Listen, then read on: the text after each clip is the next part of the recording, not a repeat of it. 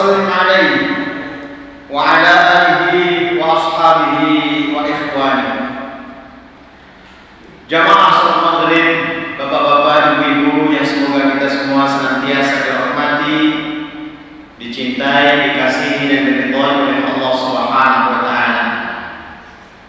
Alhamdulillah, di kesempatan yang penuh dengan keberkahan ini perkenankan saya mengajak panjenengan semuanya untuk kembali memanjatkan puja dan puji syukur kita kehadirat Allah Subhanahu wa taala atas segala nikmat yang telah dilimpah curahkan pada kita semua, sehingga alhamdulillah di sore hari ini atau di malam hari ini Allah Subhanahu wa taala telah mentakdirkan kita untuk kembali hadir di majelis ini setelah kita diberikan oleh Allah kesempatan untuk menjalankan salah satu di antara perintahnya, kewajiban kita sebagai seorang muslim, yakni salat maghrib.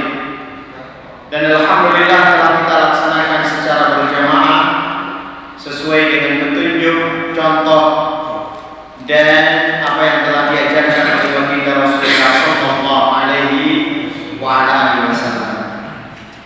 Maka mudah-mudahan kehadiran kita di sore hari ini benar-benar menjadi wasilah untuk mendapatkan ilmu yang bermanfaat, barokah dalam kehidupan di dunia, lebih-lebih nanti dalam kehidupan akhirat.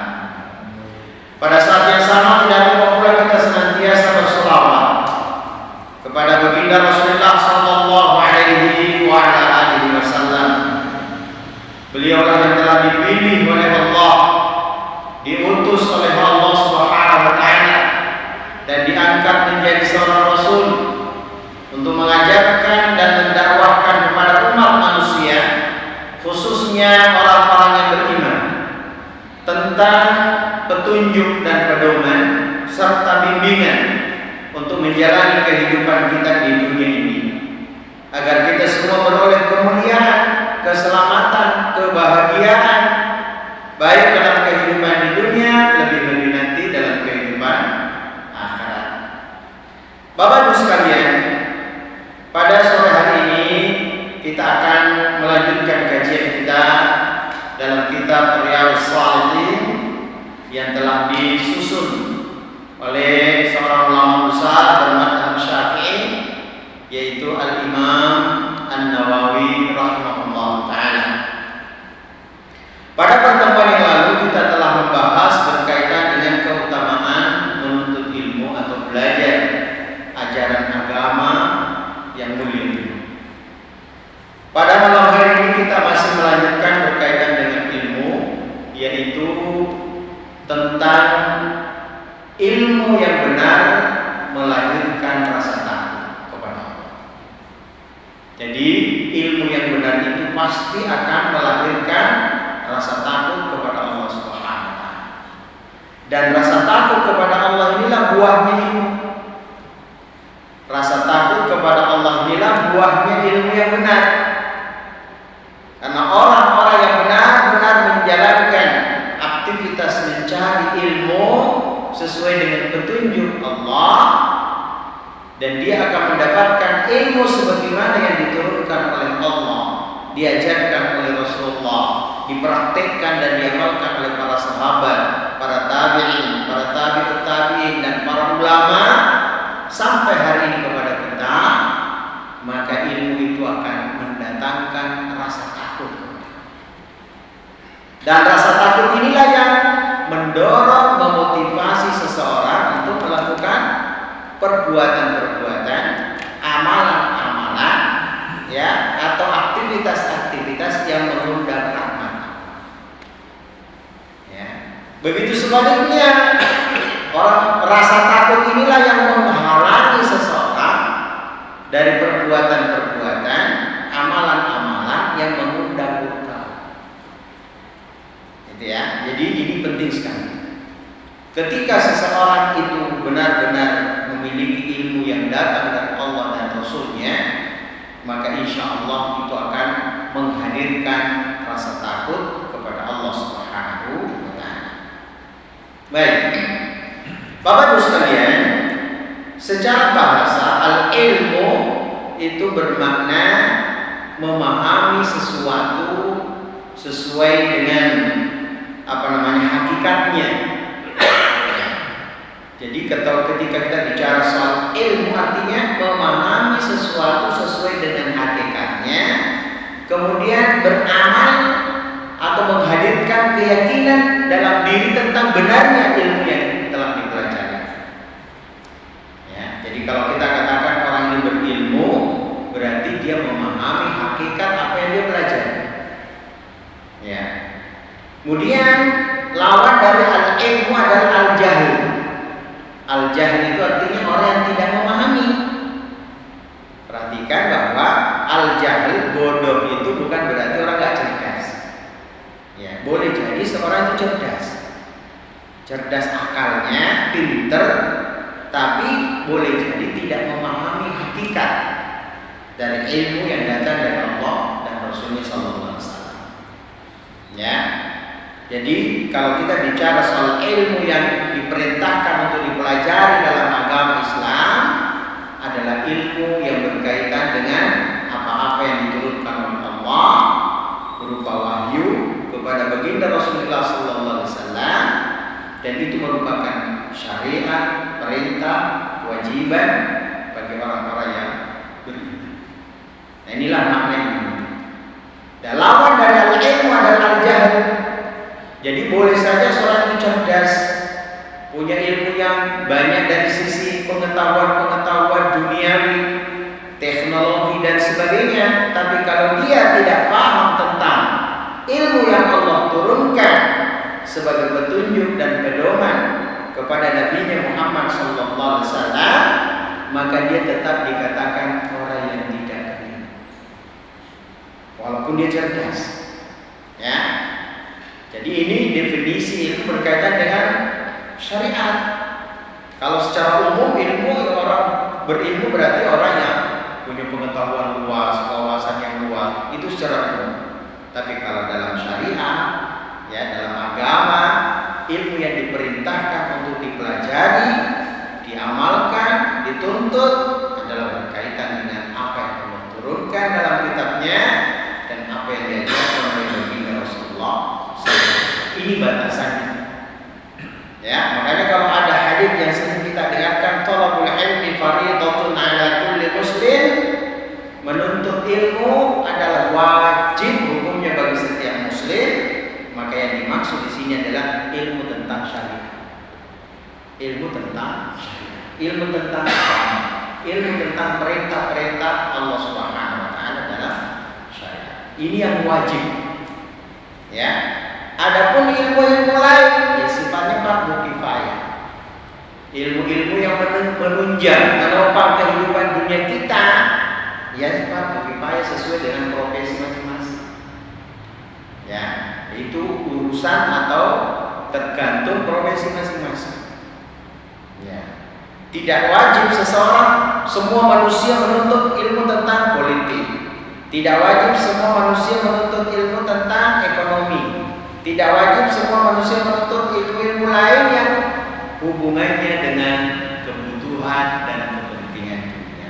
Itu kembali kepada aktivitas dan kebutuhan para orang sesuai dengan profesi masing-masing. Tapi yang diwajibkan oleh Allah dan Rasulullah kepada seluruh orang beriman, orang mukmin, adalah ilmu berkaitan dengan din, berkaitan dengan agama, berkaitan dengan syariat yang Allah turunkan di dalam kitabnya. Baik.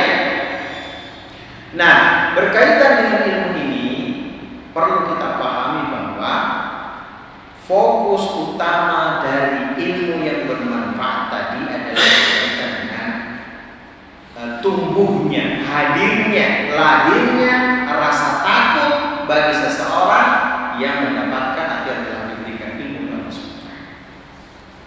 Ya, itulah yang disebut dengan ulama. Itulah yang disebut dengan ulama.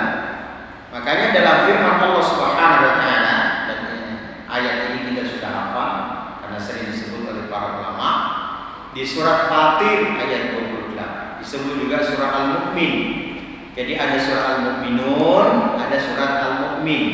surat Al-Mu'min ini disebut juga surat Fatir. Ya. Dalam ayat yang ke-28 Allah Subhanahu wa taala berfirman, "Innama yakhsyallaha min ibadihil ulama."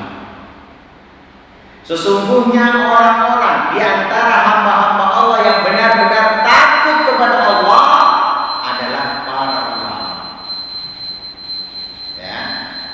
Jadi para ulama itu mereka-mereka inilah yang benar-benar takut kepada Allah Subhanahu. Kenapa?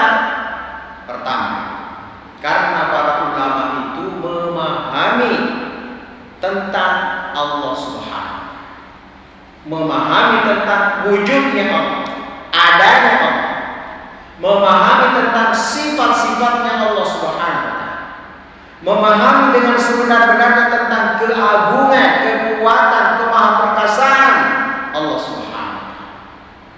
Maka dengan pemahaman inilah hadir rasa takut. Dan rasa takut yang dimaksud di sini adalah al-khasyah. Innama yakhsyallah. Al-khasyah. Jadi ada al-khasyah, ada al-khauf. Kalau rasa al-khasyah itu, rasa takut itu dibarengi dengan pengagungan, pemuliaan, takzim kepada yang ditakuti. Ya, dan dia adalah Allah Subhanahu wa taala. Karena Allah pencipta, pemelihara, pengatur, pemilik seluruh alam raya ini. Allah lah yang telah menciptakan kita. Allah lah yang telah memberikan rezeki, menghidupkan dan mematikan. Ya. Maka dengan pemahaman serta pengetahuan yang mendalam tentang hakikat Allah Subhanahu wa taala, maka lahirlah rasa khasyah, rasa takut disertai pengagungan. Yang kedua ada rasa takut, tapi itu rasa takut karena namanya fitrah manusia, tabiat manusia, gharizah. Nah, istilahnya itu gharizah. Ya, gharizah itu adalah semacam ya tabiat manusia. Ya. Insting kalau dalam bahasa, bahwa kita manusia ini memang punya rasa takut. Takut terhadap sesuatu yang mungkin membahayakan kita. Contoh takut terhadap binatang buas. Takut jangan sampai terbakar misalnya dengan api. Takut terjatuh dari tempat yang tinggi misalnya. Ya takut dengan bahaya atau sesuatu yang membahayakan. Ini adalah takut yang secara gharizah atau secara naluriah sebagai manusia. Ya. Dan itu hal yang wajar selama rasa takut itu tidak kemudian menyebabkan kita keluar dari batasan-batasan syariat.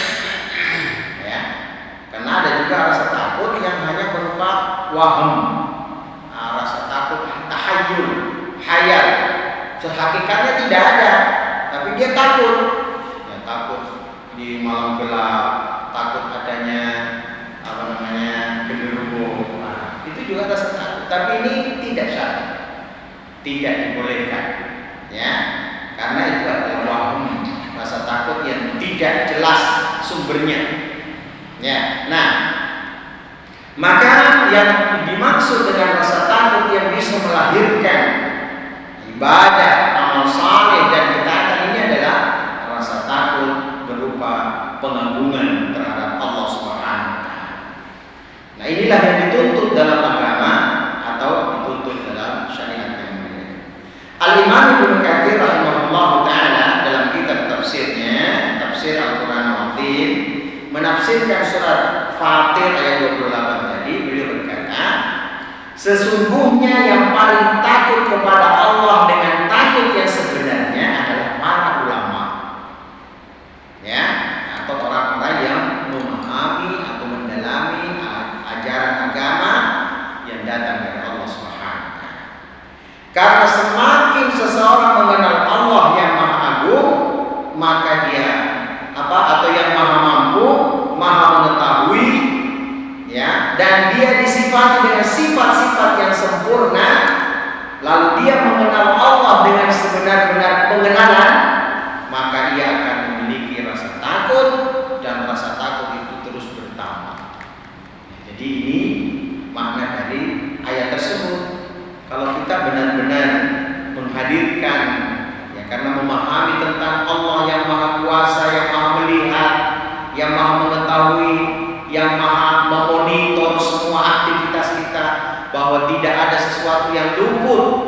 ya, dari pandangan Allah, dari pengawasan Allah, maka tentu kita akan takut kapanpun, dimanapun, di tempat yang ramai, di terang benderang, atau di tempat tersembunyi, di tempat yang gelap, kita akan tetap menghadirkan rasa takut.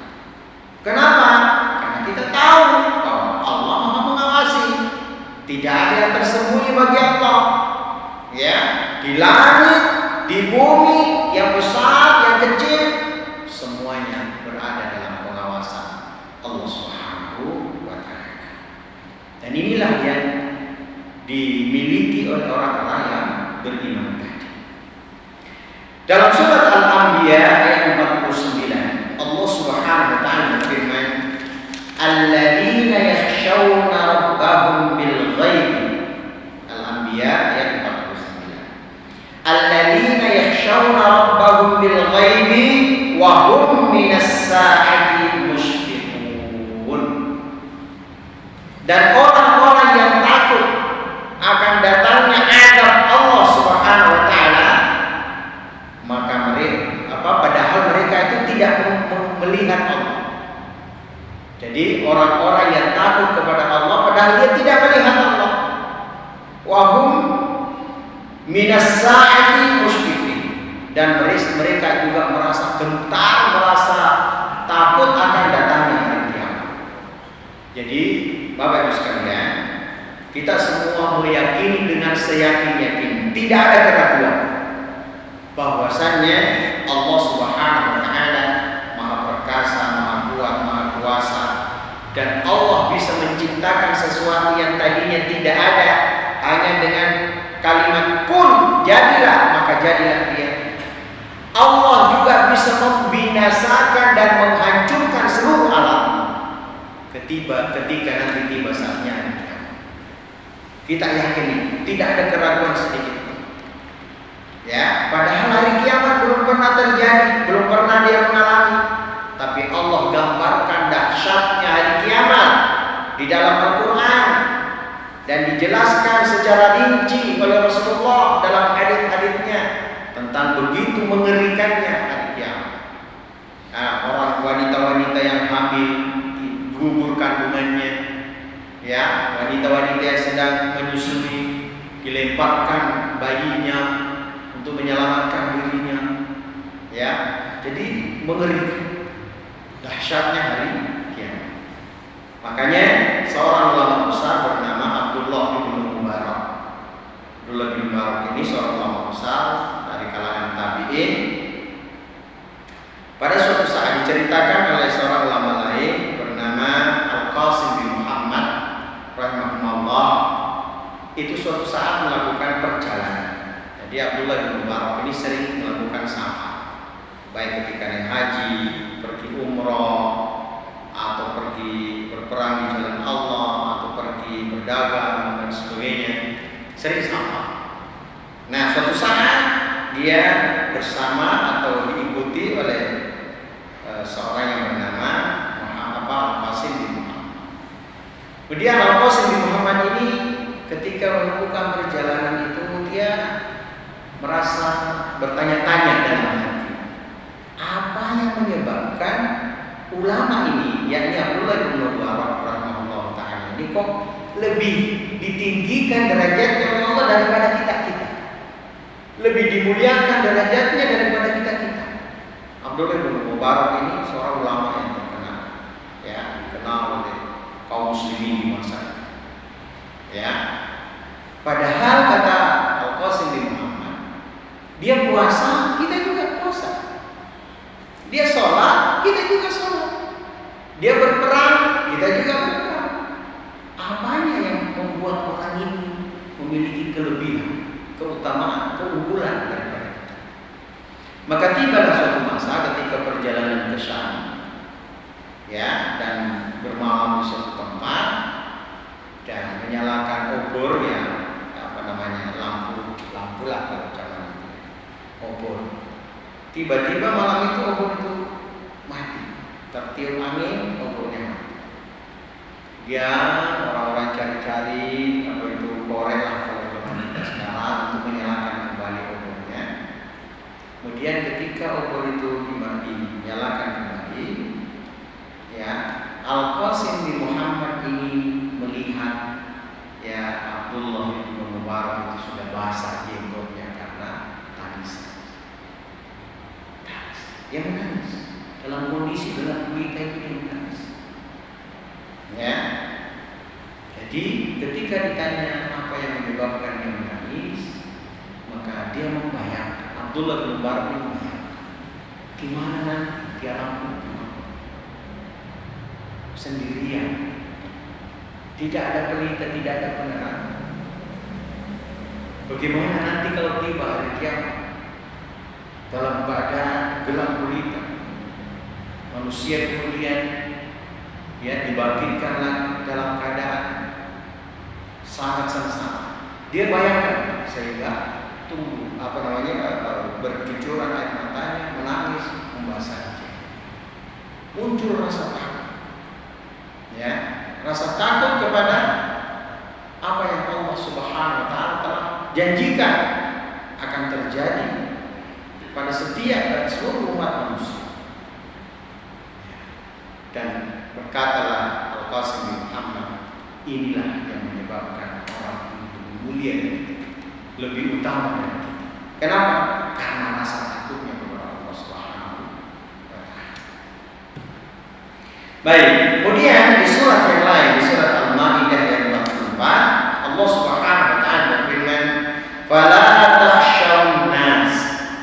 Maka janganlah kalian takut kepada manusia. Ya, janganlah kalian takut kepada manusia. Wakhshawni, dan hendaklah kalian takut hanya kepadaku. Wala tashtaru bi ayati thamanan qalila, dan janganlah kalian menjual ayat-ayatku dengan harga yang sedikit. Ya, dan inilah yang banyak menimpa manusia sekarang. Boleh jadi seseorang itu ilmunya banyak, gelarnya panjang, profesor, doktor, ini, bahkan kadang-kadang gelarnya itu lebih panjang dari namanya. Namanya Soleh, tapi gelarnya Masya Allah, depan belakang. Ya, tapi itu bukan jaminan bahwa dia pasti orang yang benar-benar berilmu. Belum pasti kalau ditimbang dengan kacamata syariat.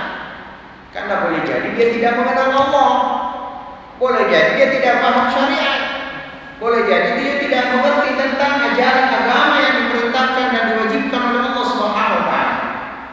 Boleh jadi kaifiat ibadah yang tidak paham. Kan banyak sekarang.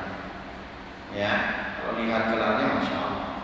Tapi ketika ditanya kaifiat gimana wudhu yang benar sesuai dengan ajaran Islam perintah Allah dan Rasul, gimana sholat yang benar, gimana hukum-hukum, tata cara, kaifiat ini dan itu. Inilah yang disipir oleh Allah dalam Al-Quran. Ya, saya juga ayat Allah berfirman, ya'lamuna dhahiran minal hayati dunya. Mereka sangat tahu, sangat mengerti, bahkan secara rinci dan detail paham tentang ilmu dunia. Wa hum 'anil akhirati hum ghafilun. Tapi untuk urusan akhirat, ilmu akhirat nol butuh. Ya. Nah, kalau sudah terjadi demikian, apa yang bisa menjadi jaminan untuk keselamatan, kebahagiaan nanti di akhirat? Padahal Allah tidak akan bertanya tentang hal-hal yang seperti ini. Ya. Allah akan bertanya 3 hal paling utama dan paling penting. Melalui malaikat di penjaga kubur. Siapa penjaga kubur? Mungkar dan melalui malaikat Mungkar dan Nakir kita akan ditanya 3 hal. Di alam kubur, di alam barzakh. Dan pada saat itu bukan otak kita, kecerdasan kita yang menjawab, bukan. Ya Ustaz, saya sudah hafal Ustaz jawabannya. Saya sudah. Bukan itu ya, Insya Allah. Ya, bukan mulut, bukan lisan kita yang akan menjawab. ala afwahihim wa tukallimuna aydihim wa tashhadu arjuluhum bima kanu yaksubun. Mulut dikunci, yang berbicara itu tangan kita, kaki kita, anggota badan kita yang akan berbicara. Kenapa? Karena yang menjadi saksi. Ya, tangan kita ini menjadi saksi melakukan sesuatu. Kaki kita ini yang menjadi saksi berjalan kepada suatu tempat. Ya. Nah, kita akan ditanya dengan 3 hal. Man Rabb. Siapa Rabb? Oh, gampang Ustaz, jawabannya siapa? Allah. Kita sudah tahu jawabannya. Allah. Jawabannya benar, kita yakin, kita paham dan kita pasti bisa jawab. Tapi benar nggak nanti di akhirat, di alam kubur kita bisa jawab? Semua itu ditentukan oleh 1, pemahaman, pengenalan dan ketaatan kita kepada Allah. Kalau kita benar-benar mengenal Allah, kalau kita benar-benar memahami hakikatnya Allah, kalau kita benar-benar menjalankan aturan syariatnya Allah, insya Allah mudah kita jawab. Karena nanti yang akan menjawab itu tangan kita, kaki kita, dan seterusnya. Ya. Pertanyaan kedua apa? Man, ya, man nabiyuka? Siapa nabimu? Atau yang kedua atau imam atau man imam? Siapa imammu? Apa kitabmu? Ya, imam itu maksudnya apa yang menjadi petunjukmu dalam kehidupan dunia itu adalah kitab Allah Subhanahu wa taala. Kitab Allah itu tentunya adalah Al-Qur'an. Ya. Itulah yang akan ditanyakan. Kalau orang-orang benar-benar mengenal petunjuk Allah berupa Al-Quran, walaupun mungkin dia tidak hafal 30 juz, tapi memahami perintah-perintah Allah, syariatnya, keterangan-keterangan, kewajiban-kewajibannya, perkara-perkara yang harus dia jauhi dan hindari, kemudian dia terapkan dalam kehidupannya, maka insya Allah dia akan selamat dan mampu menjawab pertanyaan dari Allah SWT. Atau maksudnya pertanyaan Allah melalui malaikat. Kemudian yang ketiga ditanya tentang Rasulullah SAW. Man nabiyuka? Siapa nabimu? Maksudnya siapa yang engkau jadikan sebagai panutan? Siapa yang engkau ikuti dalam kehidupan ini? Maka jawabannya tentu Rasulullah SAW. Karena beliaulah yang telah dipilih, diangkat, diutus oleh Allah untuk mengajarkan, mendakwahkan perintah-perintah Allah Subhanahu. Kalau dalam kehidupan kita ini benar-benar menjalankan sunnah-sunnah Rasulnya, melaksanakan apa-apa yang diperintahkan oleh Rasul, meninggalkan apa-apa yang telah dilarang, ya, yang dicegah, diharamkan oleh Rasulullah, maka insya Allah kita akan mampu menjawabnya. Tapi kalau kita tidak bisa atau tidak berusaha untuk mengenal sunnah-sunnah Rasulullah, menjalankannya, kemudian menegakkannya dalam kehidupan, kita khawatir jangan-jangan nanti kita tidak mampu menjawab pertanyaan di alam barzakh. Alhamdulillah, tsumma. Baik, kita kembali ke pembahasan. Ya, maka Allah Subhanahu wa taala mengingatkan kita, jangan sampai kita takut kepada manusia, takut kepada makhluk, tapi tidak takut kepada Allah Subhanahu wa taala. Dan ini banyak terjadi di kalangan manusia. Bahkan orang-orang yang menyatakan diri sebagai muslim, dia tidak takut kepada Allah, tidak takut melanggar perintahnya, tidak takut ya meninggalkan perkara-perkara yang diharamkan oleh Allah, tapi dia sangat takut tentang celaan manusia. Ya, dia takut kalau nanti kehidupannya itu tidak sesuai dengan penilaian manusia. Ya, ini terjadi banget. Ya, dia takut manusia tapi tidak takut kepada Allah Subhanahu. Dia takut melanggar aturan-aturan manusia tapi tidak takut melanggar aturan-aturan Allah Subhanahu. Dan ini banyak kita saksikan dalam kehidupan. Maka ketika Allah Subhanahu wa taala menyatakan innama yakhsyallaha min ibadihi ulama, sesungguhnya orang-orang yang benar-benar takut kepada Allah di antara hamba-hambanya adalah ulama, orang yang memahami, orang yang mengerti, orang yang benar-benar berilmu tentang agama, tentang din, tentang Allah Subhanahu wa taala.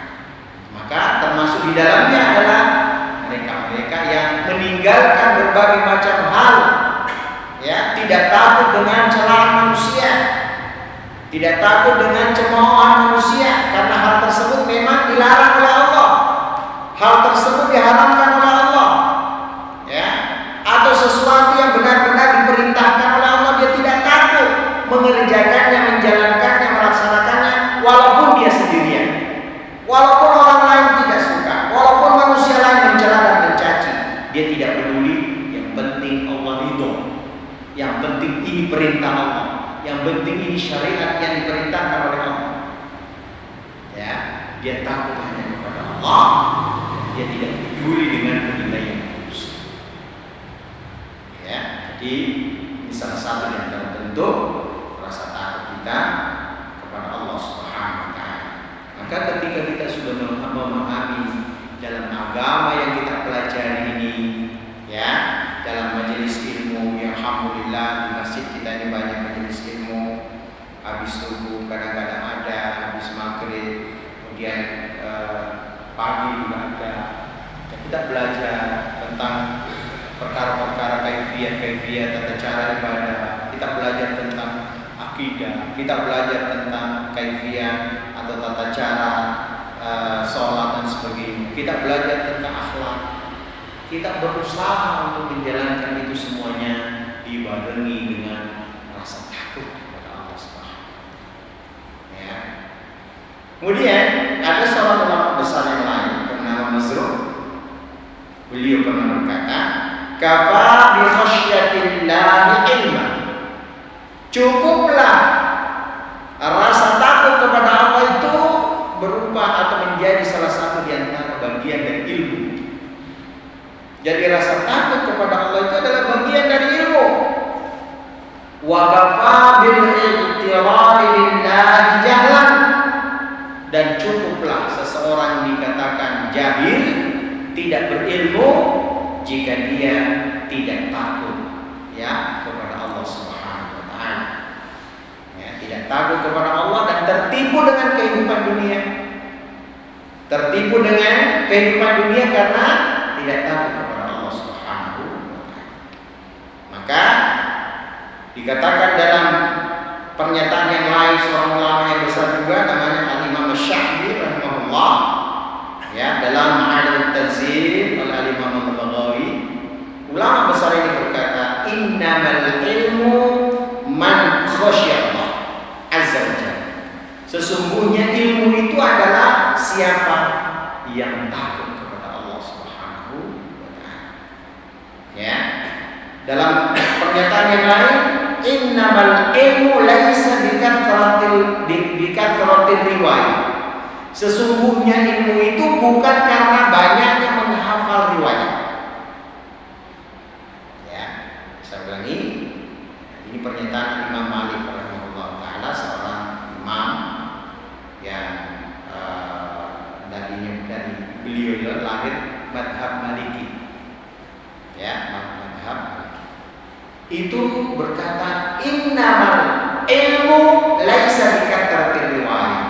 Ilmu itu bukan karena banyaknya hafal riwayat. Maksudnya hafal hadis, hafal Quran. Hafal hadis diperintah, disyariatkan. Hafal Quran disyariatkan. Tapi bukan semata-mata hafalnya. Ya.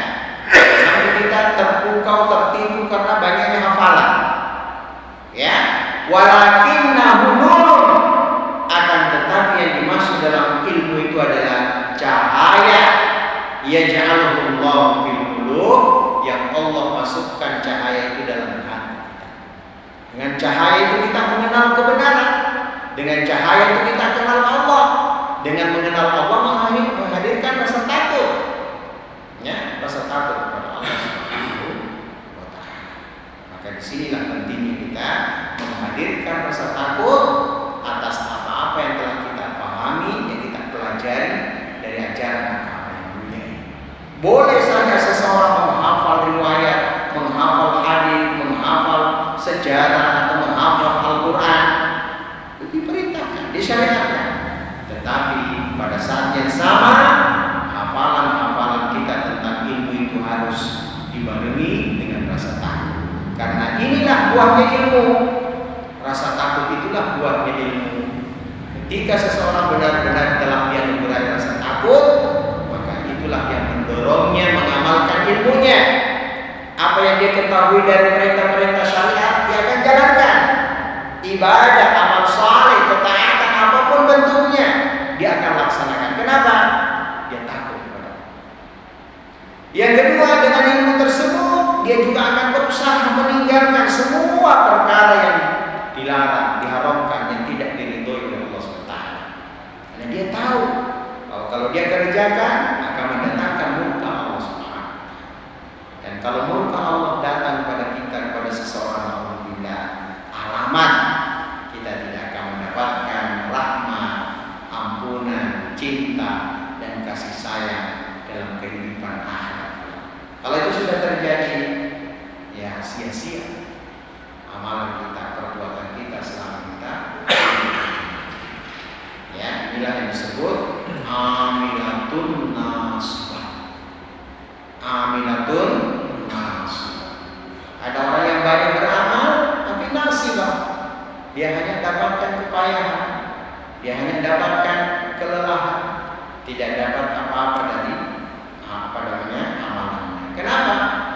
Tidak disertai dan tidak dibarengi dengan rasa takut dan tunduk patuh mentaati perintah-perintah Allah Subhanahu wa taala. Berapa menit? Habis. Mungkin ada yang mau ditanyakan? Monggo. Assalamualaikum warahmatullahi wabarakatuh. Waalaikumsalam warahmatullahi wabarakatuh. Seperti yang disampaikan tadi, menuntut ilmu itu bagaimana dengan orang yang sudah menuntut ilmu secara syar'i, namun tidak dilakukan sesuai dengan perbuatan, Tidak diamalkan. Yang pertama. Terus yang kedua, kita dianjurkan atau diwajibkan hanya takut kepada Allah. Bagaimana untuk menghilangkan atau amalan apa yang bisa menghilangkan rasa takut kepada makhluk yang gaib maupun yang tidak gaib. Terima kasih. Ya, terima kasih para pertanyaan yang sangat bagus. Yang pertama adalah seseorang ketika menuntut atau belajar tentang agama, tentang ilmu din yang sudah diwajibkan oleh Allah Subhanahu wa taala, maka ilmu yang dia pelajari itu baru bisa membawa manfaat bagi dirinya kalau diamalkan. Apapun bentuk, ilmu apapun bentuknya. Ketika dia telah pelajari suatu ilmu, maka langkah berikutnya dia harus amalkan ilmu tersebut. Kalau ilmu itu berupa ibadah, maka dia harus berusaha menjalankan ibadah itu dengan sebaik-baiknya. Barulah ilmu itu memberi manfaat kepada kita. Karena ilmu dalam ajaran Islam bukan sekedar wawasan, bukan sekedar wawasan, tapi ilmu dalam ajaran Islam itu adalah tuntunan, bimbingan, petunjuk yang seharusnya dijalankan, diterapkan untuk meraih kemuliaan yang Allah janjikan dalam kehidupan akhirat. Ilmu yang berkaitan dengan hati, keyakinan, maka kita harus hadirkan keyakinan yang benar. Ilmu yang berkaitan dengan amalan, maka kita berusaha untuk menjalankannya dengan mengamalkan ilmu tersebut. Ilmu yang berkaitan dengan lisan berupa zikir, ya doa, ya, kemudian ucapan-ucapan yang baik dan seterusnya, maka kita amalkan ilmu tersebut terapkan dengan ucapan-ucapan yang baik, doa, zikir dan sebagainya. Barulah ilmu tersebut akan memberi manfaat. Bahkan nanti boleh jadi seseorang yang berilmu tapi ilmunya menjadi hujjah baginya. Ilmu yang akan menuntut dirinya di akhirat. Dulu di dunia kan kamu tahu bahwa begini. Kenapa kamu tidak jawab? Kenapa kamu tidak laksana? Maka ilmu itu menjadi hujjah yang akan menuntut dirinya nanti. Nah, terlepas dari itu semua, tentu kita punya keterbatasan. Kita sudah berusaha, kita istilahnya itu maksimal kita lakukan. Ternyata qadarullah banyak hal-hal yang terluput. Kita bertobat, mohon ampun kepada Allah, ya, agar apa yang kita terlewat terluput itu diampuni oleh Allah. Yang terakhir berkaitan dengan bagaimana menghadirkan rasa takut hanya kepada Allah dan menghilangkan rasa takut kepada selain Allah Subhanahu. Maka itu semua kembali kepada ilmu yang kita sebut dengan ilmu tauhid. Ilmu tauhid, bahwa segala sesuatu yang ada di alam raya ini, kejadian-kejadian, peristiwa-peristiwa, semuanya tidak luput dari pengawasan Allah Subhanahu wa taala. Allah yang Maha mengetahui dan Allah yang Maha perkasa dan Maha kuasa untuk membuat, menjadikan sesuatu atau tidak menjadikan sesuatu. Ya, adapun seluruh makhluk yang ada di bumi ini semuanya lemah.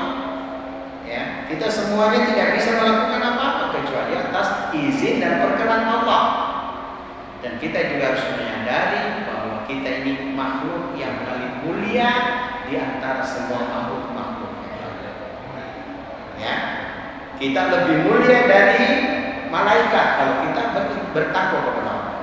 Kita lebih mulia dari bangsa jin kalau kita beriman dan bertakwa kepada Allah. Maka tidak patut seorang manusia itu takut kepada bangsa jin, makhluk-makhluk yang dimensinya berbeda dengan kita. Karena kita ini lebih mulia dari mereka jika kita bertakwa kepada Allah SWT. Dan tidak ada yang bisa membahayakan kita tanpa seizin Allah SWT. Jadi tidak perlu takut. Ya, kita hanya takut kepada Allah sebagaimana firman tadi, ya, fala takhshawhum wakhshawni. Jangan engkau takut kepada mereka, tapi takutlah hanya kepada Aku. Mudah-mudahan bermanfaat. Nah, kita tutup dengan majelis. Subhanallahumma wa bihamdika asyhadu an la ilaha illa anta astaghfiruka wa atubu ilaik. Assalamualaikum warahmatullahi wabarakatuh. Waalaikumsalam.